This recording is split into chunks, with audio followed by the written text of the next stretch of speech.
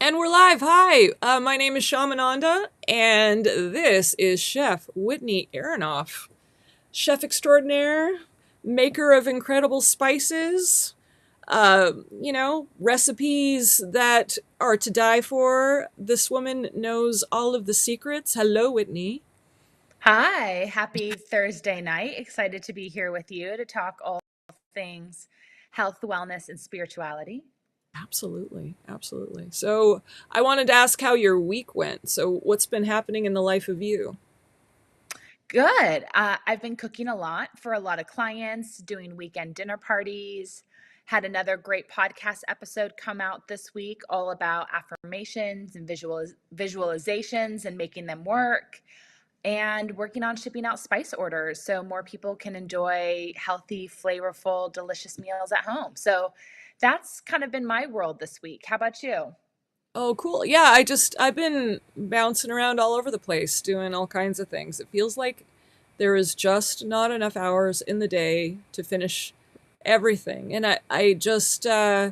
I'm starting a second YouTube channel that's going to be about a vlog that I'm creating, Hmm. and then I'm going to do some guided meditations on there. I might even do some how-tos on there, as far as just the basic, what do you do with this sage? What do you do? You know what I mean? Like just as a basic kind of thing. But we'll see. I It's gonna love have, that. yeah, I think it's gonna have some fun goodies. You'll be on there and hanging out. We'll do something. But so that's gonna be fun. So I'm starting to record content for that, and it's gonna be completely different from this channel. So that's exciting. As a creative. I love that. Yeah, yeah, yeah, yeah. So, but you had piqued my interest because you had talked about the podcast that you had just done, and this person, and stop me if I'm not remembering this correctly, but I thought I heard you say something about the person you were interviewing actually trained with Louise Hay. Is that correct? Isn't that cool? Yeah. So, my podcast is the High Vibration Living Podcast. And this week I had Wendy Spiller Reese on, and she is an international spiritual life coach. She's been working as a life coach since 1995, really long before we knew life coaches were out there. And she studied one on one with Louise Hay. So, she was originally based in Los Angeles, and Louise Hay used to actually certify people in affirmations and in her special way of coaching people. And Wendy studied with her. And we talk a lot about that on this podcast episode, what she learned with Louise Hay, what Louise Hay was actually like. Um, and she's a huge admirer of her, and she said that she was just really an incredible woman. Oh my gosh. Yeah, Wendy spoke so highly of her, shared a few different stories with her about her and time that they spent together, and just really talked about how she was the real deal. And one thing that we talked about, because we're talking about affirmations, visualizations, your words, how your words are powerful and cast spells. And so one of the things I was asking Wendy about is, if our words are powerful and cast spells, how are we ever able to kind of let out our true emotions? Sometimes you just have to say how you're really feeling, and it might not be positive. So that brings in the concept of toxic positivity, because you're concerned about anything that comes out of you, basically being a spell and coming true, whether it's positive or negative. And so she brought that up about Louise Hay as well. As Louise Hay didn't tiptoe around life because she was worried about, maybe every word she spoke essentially coming true. Like, if she was angry, she got angry. If she was happy, she expressed happiness. Like, she expressed her feelings, but at the same time was well aware of the importance of affirmations and visualizations and, um, you know, uh, planning and creating the life you want. That's really amazing. I feel like not enough people understand, I guess, the concept of affirmations and how, people that do magic. So if you're doing witchcraft or something like that, they're not making the correlation between, you know, symbology and regular everyday symbology, and how it actually infiltrates your consciousness, how certain words can be easily an incantation. Mantras are like an incantation.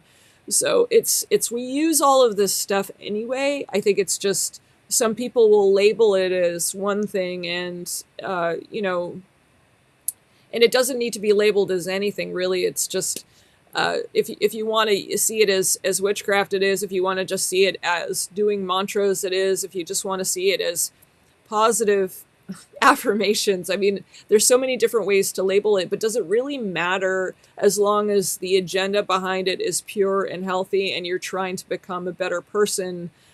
You know, what are your thoughts on that?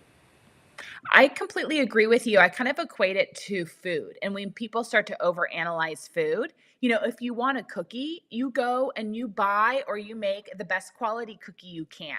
Use the best ingredients possible, have a positive attitude, play good music, enjoy the process of making them, and then enjoy the process of sitting down and eating that cookie. But if you want to put all this blame and shame and negative energy around the cookie and then you eating the cookie and then beating yourself up over having the cookie, I mean, what's the point?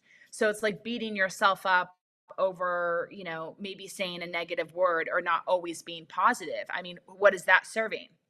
Exactly. No, and that's true. My guru would always teach me that if you're going to do something, regardless of whether it's kind of naughty for your health or not, do it with everything. So do it with all of your heart. So if you're going to eat a cookie, make sure that you're loving that cookie, you're enjoying every bite of that cookie, that this cookie is the best thing that you've ever eaten. You know, it's just, but don't sit there and shame yourself for it or beat yourself up for it. It's the wrong thing to do. So if you're going to decide to do things that aren't good for you, at least enjoy it. You know, it's very, Yeah. And I mean, this practice also helps us with just getting and releasing emotion. You know, one thing I love to do, and you taught me to do this, is when I'm in my car, I scream. If I feel like there's something that needs to get out, I just scream and, you know, I go until there's nothing more to release. And I do that every few days now. I don't wait any longer. I just check in with myself every few times when I'm on a long drive and I just let any stuck emotion out because a lot of us live in a place where we can't really scream in our house. We have neighbors that will hear us. Or you want to scream when you go on a hike, but there's too many people on the hiking trail and you don't want to cause an emergency or anyone to stress out. So, one of the great places that you taught me is the car. And it's a great place to let it out. And again, you know when there's nothing more in there that needs to go. And just think every time I do let a little scream out in the car, just think it was hiding somewhere in the body. You know, if you didn't let it out, it was going to stay stuck in. And and it just helps make life so much lighter. Just like, you know, when when you had an experience and you need to let it out and you need to share it to somebody, you need to find a way to do it. And then you can get back on your affirmations and back into a more positive life stream. But you got to let the stuff out. no, absolutely. What you're talking about is rage releases, which is incredibly important so that you're not keeping it inside. If you keep it inside, a lot of different things happen. You'll store it in your organs, which will Ugh. cause, over time, will cause illness. If it's, you know, filtering around in your body, it's going to every once in a while poke at you and want you to react, and that's not going to serve anyone either. And you know, other than health, I mean, it affects all four bodies, right? It'll affect your spiritual body, it'll affect your auric field, it'll affect your Yeah. mental state and how you're able to process information or even realize you know, what kind of pattern of information is going to be suitable or useful for you in any moment. Emotionally, it's obviously, you know, it's going to really mess you up because anger is like eating potato chips. You're not going to want to just stop. You're going to want to keep going because it's very addictive, because it's a false sense of power.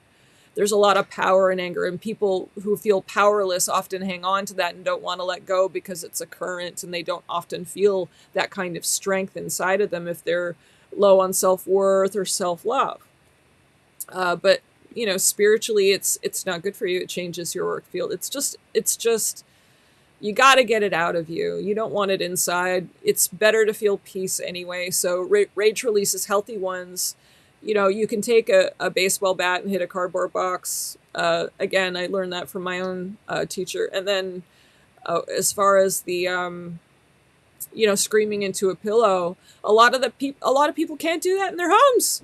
The people they want to scream about are in their home, maybe laying in bed with them. They can't just scream into a pillow there. So before you go to work, or maybe you leave for work 10 minutes early, you hang out in a parking lot and you sit there and scream in that pillow and get it out for 10 minutes and just let it go. You're not hurting anyone. You might, your throat might feel a little dry or sore afterwards, but it's harmless, right? It's just. Well, it's so interesting that you brought that up, because we talked about that in this episode of the High Vibration Living podcast. Wendy talked about that Louise Hay actually taught them to release their rage through hitting their pillow. And that in one-on-one classes and group classes with Louise Hay, she would have pillows for all of them. And they would hit the pillows and get the emotions that were stuck out of them. Oh wow, that's Isn't really that great. amazing? Oh, that's fantastic, and that's true, and it really does help a lot. And not enough people feel like they can. I mean, let's face it, anger is taboo, right? Nobody wants to admit that they have it, and when they do, you can't touch them anyway because it's very it's kind of a radioactive emotion that a lot of people get scared of because Yeah. anger can lead to violence, and people, it's all about safety. But yeah, it gets to be talked about. Anger is very important to mitigate and make sure you're dealing with it in a healthy way. So if you're not, really consider doing something like that. I mean, hitting the pillows in a group, yeah. I mean, it's like a pillow fight party, except you're only fighting the pillow. I love it. Yes. Yes. Now, isn't anger related to the liver? If we're going to look at organs and the organs that are connected to an emotion, I believe it's liver. Is that right? Liver, gallbladder? It is correct. So yeah, if you're having issues with your liver and gallbladder, you're having rage issues for sure. And doing a So cleanse, you're going to feel a little rage coming out too. So fair warning. good reminder. So I also picked up this week from the library. I'm a huge fan of renting books from the library. I think it's the best way to test a book to see if you really want it as part of your collection. And I re-rented out the Body Code book by Dr. Bradley Nelson. I'm sure you've heard of the Body Code book or the Emotion Code, which basically correlates your emotion to certain body parts and then helps you release them using magnets to pull them out of your body. I haven't heard of this magnet one for a while. So I'd love Yeah. a refresher on this one. It does ring a few bells, but there's so many different methodologies out there. I'm not well versed on this one, so I would love to hear a little bit more. Yeah, I'm so glad I decided to revisit this. It's a book that I first read, I think, in 2015, but I was first introduced to the balance test and then using the magnets to remove the trapped emotions from my body. Gosh, I first learned about that around like 2008, 2009, and I used to do it. It was very, very helpful.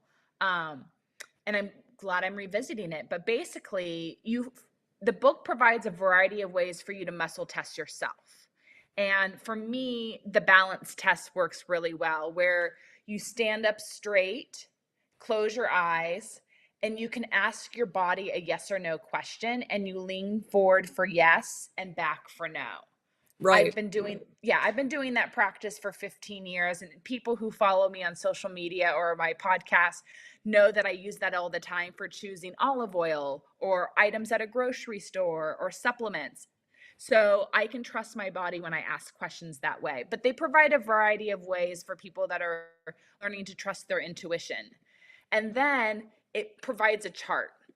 And the chart has a variety of columns, so you can ask yes or no questions, so you can identify the top trapped emotion that wants to leave your body. Are you talking about biofeedback? It's biofeedback you're talking about, right? It's very similar. Um, this particular Dr. Bradley Nelson calls it, the emotion code or the body code, but very similar. And you're going through and identifying the trapped emotions in your body and where it's trapped in your body and releasing it. And you're identifying whether or not it's your own, you got it from somebody else, or it's inherited from a family member. There you go. Yep. I agree with that. Hmm. Yeah, so whether it's yours and you created it, or you essentially absorbed it from somebody else, or you inherited it, it takes, you know, it takes more work for each level that you're trying to release. Well, and isn't that an interesting way to explain what happens when you have bloodline karma? So, because your blood has been flowing in veins for millions of years, and you're finally getting to the point in this point in history where your blood doesn't remember whose body it's in. It's going to hold this karma. It's going to want it to be played out in some way. So why not you? And so everyone's playing out this bloodline karma, and they don't really know what's going on, and they know this isn't theirs. They're like, this doesn't make sense. This doesn't make sense. Why is this happening? But that's a You great way to explain it. Yeah, you would love this book because there's a section that's all about birth and fetal trauma. So you can tap in to your physical body and figure out what trauma you may had experienced at birth or while you were growing in the womb and get rid of it. Oh my gosh, I love that. I love that. Isn't that cool? Yeah, that's really cool. So, what was the name of the book again? So for people that want to check it out, there's two different books, The Emotion Code and The Body Code by Dr. Bradley Nelson. Nice. Totally gonna check that out. Yeah, and if you So, want to go to his website is Discover Healing. But it's a fantastic book. And for people that are new to energy medicine, it's also great. A great way to teach you a little bit more about that. And he has some incredible stories of how he's helped people heal in single sessions. And but most important, it provides you a tool to actually help heal yourself. oh, I love that. No, the tool is so important. I've read plenty of books that just talk about, what these blockages are, but they never actually give decent tools. And a decent tool can go a long way in a pinch. So I'm really happy Well, to hear that. he says that the average human has 300 or more trapped emotions. That Woo! every single human walking around has approximately 300 trapped emotions. So if you can take time every day to check in with yourself and see what it wants to release, in 1 year, you can be a completely new human being. Oh my gosh. Oh my gosh. Isn't I that love, cool? yeah, I really love that a lot. That's Yeah. really cool. I love that there's so many different ways to explain how to elevate your consciousness on this planet. So many different types of teachers, so many different diagnostics. Like it's just there is there's just it's nice because there's you can't just explain it one way and expect the entire world to get it. So the fact that it's so colorful and people can grab that type of information, it sounds really useful, and hopefully it works for them, because that might not work for the next million people, but it's fantastic. I'm really happy to hear that. Well, and for people that might not be comfortable in doing the work themselves, it takes a lot of people time to get comfortable to do the work themselves. They need someone to help them get started. And so for those listening that are in the Orange County area, that's the joy of booking a session with Shamananda. She can help you remove those blocks from your body when you don't feel like you can. Yeah, absolutely. And I'm so blessed that so many of my clients have decided to hang out and watch some of these videos, and I want you all to know I'm so grateful when you guys reach out and let me know, what you thought about everything that we're doing here. And it's it's really just an honor to do it for everyone, and I'm really grateful. So thank you for watching. And it's we're doing it for all of you. So really, really grateful that it's making an impact, and that you guys are enjoying it. So thank you for that. I just appreciate all of your words. So, but as far as Louise Hay is concerned, I'm really glad to hear that she's a lovely person. I know that she started Hay House to try to make a difference in the world, but I honestly just don't know much about her. I know somebody else that's worked with her too. Oh, Yeah, ironically, and he seemed to think that she was pretty great too. He worked with her through her publishing house. oh, So cool. yeah. So, and as I continue to finish the books that I'm writing, I'm looking forward to, you know, maybe going through that channel. I don't know. Hay House has a lot of great stuff on there. Maybe I get to take a different route, but we'll see what happens. So, are you still working on your cookbook? I haven't started. My next thing that I want to work on is my dessert e-cookbook. So, a cookbook with all my more health supportive baked goods and desserts that are free of refined sugar and refined flour. And then I need to get back started on my full-fledged cookbook. So, thank you for the reminder. I just need an eighth day in the week. But my goal, and one of my affirmations, is really to have more people tune into my podcast, the High Vibration Living Podcast. And then as that gains more traffic, it can give me a little more opportunity to have some extra time to work on those cookbooks so I can help more people cook healthy, delicious meals at home, because that's really what it's all about. Well, and I can leave a link to your podcast here in Oh, this thank after you. we complete this video. But can you maybe, so they just look up High Vibration? How do they find you? Yeah, so wherever you listen to your podcasts, on Apple Podcasts, Spotify, iHeartRadio, Google, wherever you like to go, look up High Vibration Living. I should pop right up. It's High Vibration Living with Chef Whitney Aronoff. You'll see my cute little face on there. And tune into the podcast, leave a 5-star review, and write a review. It would really help more people find the podcast, enjoy it, and help me grow. Thank you.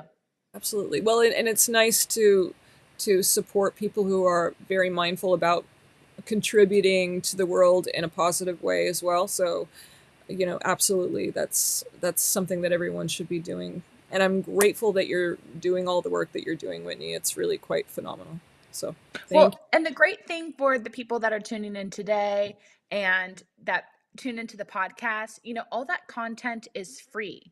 So whether you're watching our YouTube video, listening to the High Vibration Living podcast, we share it all with you for free. So one of the best ways to support us and help us keep going is by liking the video, sharing it with a friend, paying it forward. It really helps us keep going. No, absolutely, absolutely. Not to switch things up, but just because it's on my mind now because of everything that you were saying. We're actually having another event this Sunday, so if anyone is local, we're doing a another sound healing over in Mission Viejo, over in Orange County here. So hit us up if you're around and you're hoping for a sound healing. We do guided meditation. We go through a lot of. I mean, it's not just a sound healing, although the sound healing part is definitely a part of it, and it's very well orchestrated. It's done mindfully by musicians that really pay attention to the way the sounds interconnect, to take you to a special place so that you can actually have an organic and authentic spiritual healing. But check it out. The next one after this one is in 3 weeks in March, on March 19th. But definitely come on out to Mission Viejo and join us, and give me a hug, and I'd love to meet you. So please do that. Uh, What time does it start? 5 o'clock. 5 o'clock. Great. It goes for 2 hours. So come on down. I don't usually plug my sound healings. I just wanted to talk about them because I think that they're really important. And part of the reason why healing with sound is important is because people don't seem to understand what happens to their spiritual body if they don't cleanse it on a regular basis. So I don't really make money at these sound healings. I'm mostly just paying for the venue, and it's an active service that I'm doing for everyone else. So because I really feel like it's very important to cleanse everyone's auric fields. Now, people think that their auric field is, well, maybe I don't know what they think about it, honestly. I guess I can't put something to that, but it is a layered part of its job is a force field, honestly, to protect the your soul that sits in your chest. Now, kind of like your epidermis, right? Your skin will protect the veins and the bones and all the blood that's pumping and muscles. So it's your auric field does the same thing to all of the energy that's running in your body from your spiritual body. Just like there is protective mechanisms in your mental body that protects your mental state. There's the levels of consciousness that do that. And for your emotional bodies, there is, there's the limbic system and your your cerebral cortex and the different kinds of mechanisms there that will protect, your emotions. So if your emotions, if you feel like you're in danger, then your limbic system starts to regulate that, starts to pull, all that information into fight or flight. And then until it's drained, you're going to have these reactionary, I'm going to protect you kind of thing with the limbic system. That's what it's there for. So, and then you get to go through a process of learning how to expel all that holding of information and emotion and bring it into your cerebral cortex so that you can actually have the decision of how you're going to react to things instead of things being fight or flight. So each of the bodies has its own way of protection. And the auric field in the spiritual body is one way that it's protecting the spirit, the spirit aspect in your, because you're basically an orb sitting in your chest, right? So, and that creates different types of energy systems to support in making sure that your body remains animated. And the auric field gets to be cleansed, just like your skin gets to be cleansed, just like you get to take care that your mental state is running in a direction that makes sense and is efficient, and your emotional state gets to be mitigated and taken care of, like screaming into a pillow. All of these bodies get to be, they all get to have self-care. And the spiritual body is one of those bodies. So through sound healing, we're able to create different types of organic and otherwise resonant sounds that will push out the things in that maybe get stuck inside of your auric field, so that it leaves and you don't feel that obstructive thing that might be hanging on or might have burrowed its way in. You'll feel clean. And so that's the point. It's one way of releasing different types of blockages, and it's extremely important to take care of your spiritual body, which is why I do the sound healings, which is why I'm plugging the sound healings. It's not for my benefit, it's for everybody else's. So there you go. Here's my speech. I'm so glad you shared. This is so powerful. Yeah.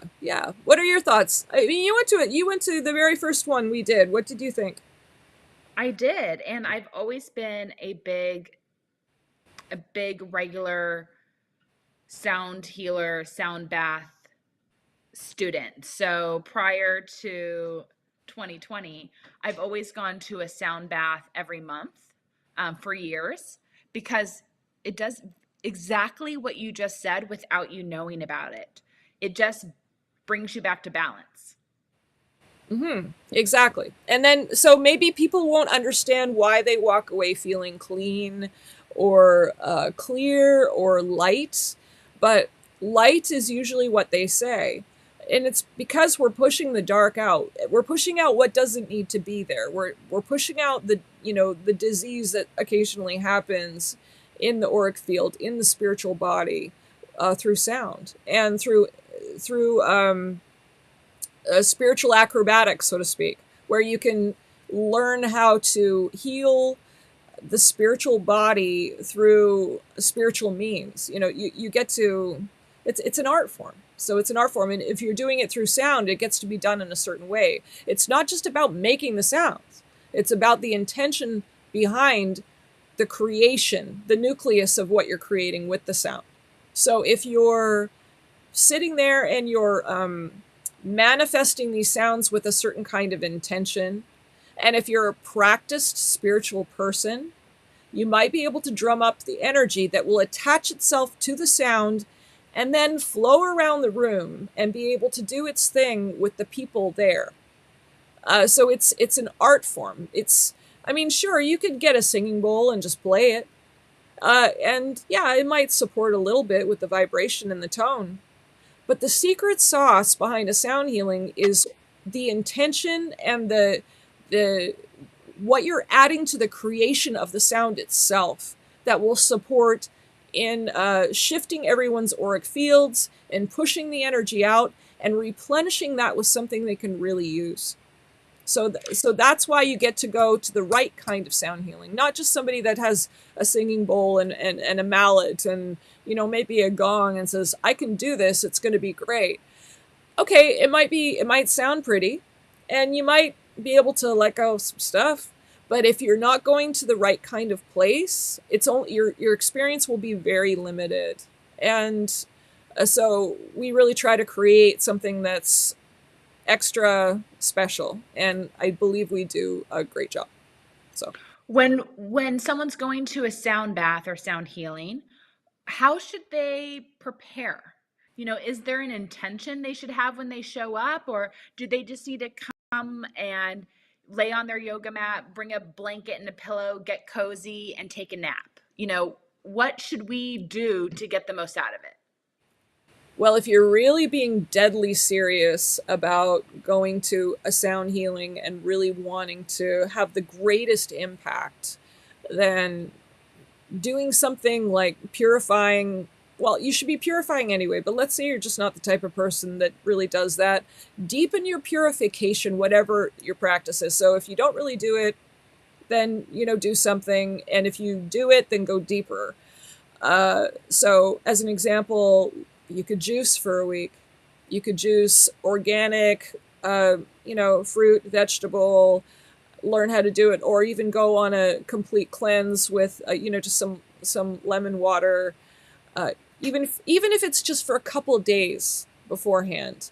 Definitely take the processed food out, because the purer that you eat, if you're really eating pure foods and drinking really pure water, and you're taking the chemicals out, and then you go to a sound healing, your experience is going to be huge compared to if you just ate a cheeseburger from, a fast food place that is filled with chemicals, and you're drinking the maxi soda up to here. You're going to go to a sound healing and maybe you'll burp and have gas through the whole thing, but you might not really connect to what you could connect to. You can't connect to spirit without purification, because all of that stuff gets in the way. So the best way to prepare is to purify, and purify in all four bodies. So when it comes to the physical, clean up your diet, go on a cleanse, do something so you're ready and you're vulnerable for it, whatever's going to happen. And then as far as the mental state, and the emotional state, do some mantras. It's I'm ready for my healing. I'm safe. I am love. I am open. I am vulnerable, and ready to shift into the next whoever I'm going to be. That's not a good mantra, but you get the idea. So, and then so the physical with the purification, just with the food, but it's definitely the best way to prepare. And then when you get there, and even if you set your intention days before you get there, it's great. If there's a specific thing that you want to shift in your life and you've been wanting to let it go, purify with that intention and then show up. But make sure you're showing up to a sound healing where the people have the consciousness to support you shift it, because otherwise it's just going to be sound. But don't get me wrong, that might be enough for you if your intention is high enough.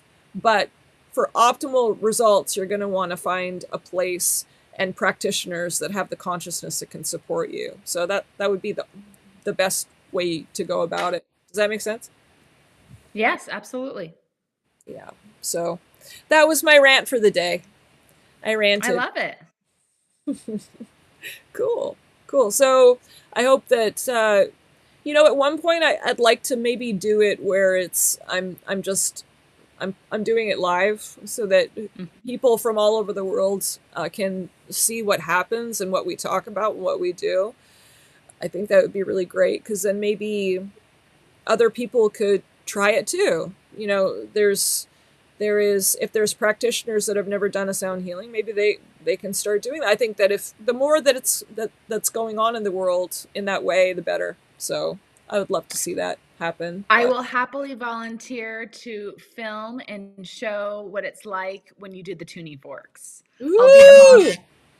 Yeah. All right. So we have a volunteer for live. If any of you want to see what the sound healing looks like live, please comment below, and then we'll get Whitney to film it. She No could be our live problem. photographer. If you guys really want that, Yeah.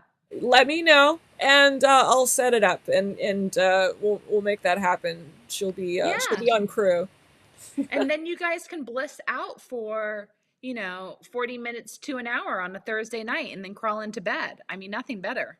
Yeah, it's pretty fantastic. I think it really does shift lives. I'm really excited to see how it continues to unfold moving forward, and how it's going to fold into the retreats that we're doing, and there's that would be a component, I guess, but there'd Yeah. be a lot more to it than just that. But I'm really excited about some of these locations that you've been finding. Honestly, I think it's going to be really fantastic. Yeah, you can't do a spiritual retreat without having a sound bath involved because you've taken so much energy to get there, you know? Mhm. And you need to support the body after just the process of getting to the location. And then you're taking in so much new information. Your diet's changing because you're on vacation and you're on a retreat. And you need those sound waves. You need that frequency to support the shifts that you're making Yeah, and to help you integrate it. So I just can't imagine a real spiritual retreat without conscious sound involved and frequency involved in setting everything in place so you can make the changes that you're there for. absolutely. And also, the location is so important. If you get to be in a location where the earth itself, or the resonance of the earth itself is going to amplify all of the healing that's taking place, whether that's on a vortex or on holy grounds or somewhere that's quite pure, uh, the location is almost as important as the retreat itself in many ways. Absolutely. Yeah, Absolutely. You're not going to do it in a skyscraper in the middle of New York City. You're going to do it someplace where you're connected to the earth and that area isn't concentrated with too many humans to affect your own consciousness. You need exactly. clarity, and your body needs the clarity and space to breathe and grow and set new intentions and allow that to set in. So, where you do retreats is so deeply important. Absolutely. And obviously the content of the retreat is just as important, but I mean, you and I have been to retreats where in the past where the location was great in some ways, but the content was terrible, and and it was just like we just kept looking at each other saying, what are we doing here? But at the same time, it's a great lesson because there are definitely people that don't understand, or have never been to a retreat at all, or they've been to just really bad retreats and they don't know how good they can be. And that's, you know, there are definitely quality retreats out there where you get a lot out of it, not just but and it's in the content and it's in the teaching, but it's also in the details. The quality of the food is so important, and from start to finish, Whitney is going to make sure that every single aspect of the food is completely mindfully done and made with intention. But and it just which is incredible. I'm not an Thank you. expert on that personally. She definitely knows so much more than I ever will on the subject, but she's absolutely brilliant at it. But maybe you could tell us a little bit about that. Well, like everything we're talking about, the food that you put into your body affects your frequency, right? And it affects your clarity of mind. And if you're going on a retreat, you're going there because you want to learn, you want to expand, you want to change, you want to shift, you want to feel better, you want to move into a new layer of your life. And so every aspect of your body, mind, and soul gets to be supported so you can make that transformation. And a retreat's only 3 or 4 days long, but I consider that a great kickstart. To be able to get away, to leave your home, to go to an inspirational location, and then nourish all the layers of you so you can leave with new tools and a clear mindset to move into whatever that intention is. And food is the foundation. Once you get your food right, all the extra credit you do is like dessert. The sound baths, the hands on healing, the affirmations, the journaling, the barefoot walks on the land. That's all extra credit that can now really absorb into your tissues and into all the layers of you because you've built a foundation of high quality, clean food that turns on all the cells in your body, that lights up every layer of you, that shifts your frequency. I feel like you get the food right, you drink real water, you get rid of the junk, you stop over analyzing, and everything else starts to fall into place. Well, and yeah, your spiritual body is connected to the physical, obviously. So if you start really cleansing the physical body with the right kinds of foods, and there might be, depending on the group or what we're teaching at the retreats that we're doing, there might be a hey, so every day you can do a bit of a liver cleanse, and this is the drink that you should be taking, or different types of cleanses or different types of foods that are mindfully cleansing the organs and the parts of your body that will support in a heightened spiritual experience so that you can feel clean and clear and really receive everything that's healing, that's going on, because everything's being orchestrated. It's not just the actions that you're taking. It's not just the meditations. It's not just the information that you're receiving and the resonance of the information that you're receiving. It's the land you're on. It's the food you're consuming. It's everything all combined that's going to heighten your experience. And so uh, before you even go on a retreat, it's a really good idea to start going on different cleanses just so that you're really clean, so you can really receive the highest healing that you can have. So, if it's a heavy metal detox, if it's a liver gallbladder cleanse, if it's I guess that goes with the kidneys as well. Definitely do those things. I know people that have gone through on extended cleanses to get the heavy metals out of their brain so that they can have, uh, you know, experiences that are heightened, and they could develop a higher sense of awareness, and their cognitive function increases and all of that stuff. So it's just something to keep in mind, I guess, before you go on any retreat. So there you go. So I'm really excited about the different locations we're looking at, but so that would be about retreats. Let's see, what else did I do this week, Whitney? I have done so much. So I started the vlog recording. A lot of different things going on at home. You know, animals, Yeah. cats, dogs, all kinds of things going on.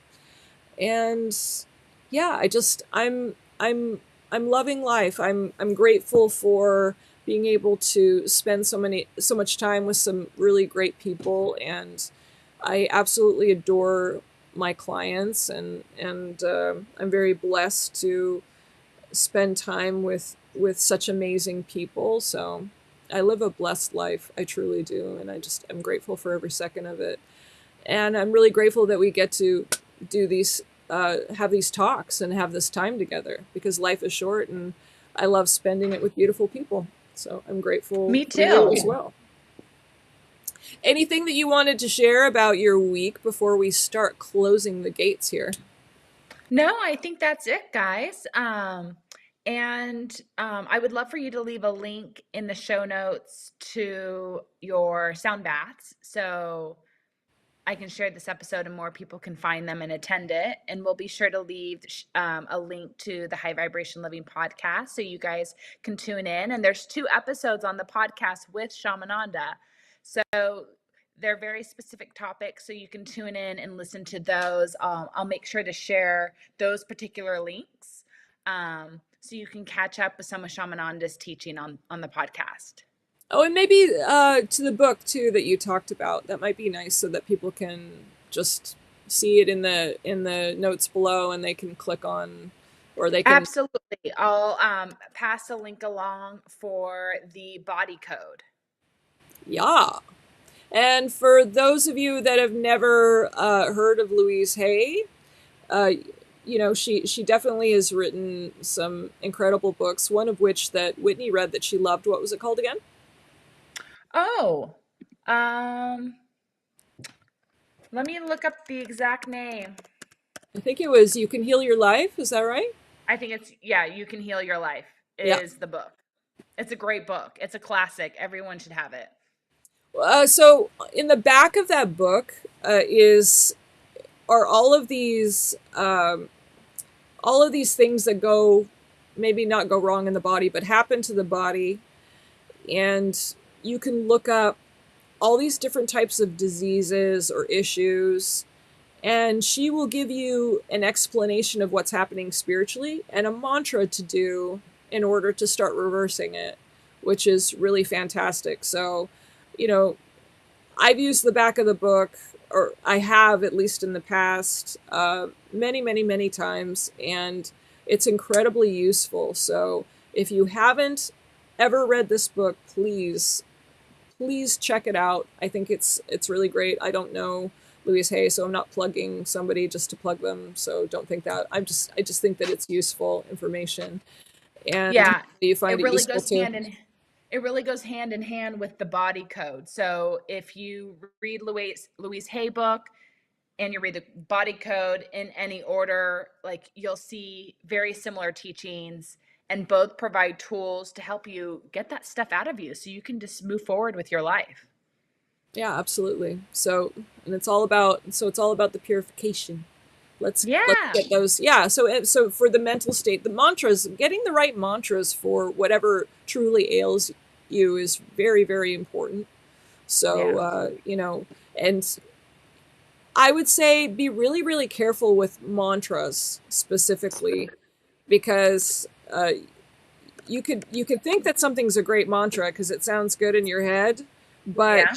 you got to be really careful about what the mantra says, the verbiage. You don't want to have negatives in the mantra. So something like "I will not eat cake." You don't want to say the "not." It's not good as a mantra. It's not good for the unconscious mind, because the unconscious mind won't see the "not." It'll just say I will eat cake, and that's it. And then you'll eat a bunch of cake and think, what's wrong? So the unconscious doesn't always hear the positive and negative. They'll just hear I will eat cake. So don't do that. Instead, turn it into a positive always, because you get to be a positive person. So I will eat healthy food. I will maintain my health. I am the embodiment of perfect health. These are much better mantras than I will not eat cake. So be really careful about your mantras and how you choose them. If you have any questions about how to pick a mantra that works for you in your specific ailment or a situation, then please, all you have to do is leave a comment in the notes below here, and we will answer your questions in the next edition, or I'll answer that right in the comment section for you, and hopefully that would be supportive for you. Anything else, Whitney? No, that's it. I love it. Thank you so much for tuning in tonight with me. Absolutely. So grateful. I love you all. Until next week, we'll be seeing Whitney again next week at 7 o'clock Thursday evening, Pacific Standard Time. And if you're just watching the video, thank you so much for tuning in, and I'll see you in the next one. Bye. Thanks for listening. Bye.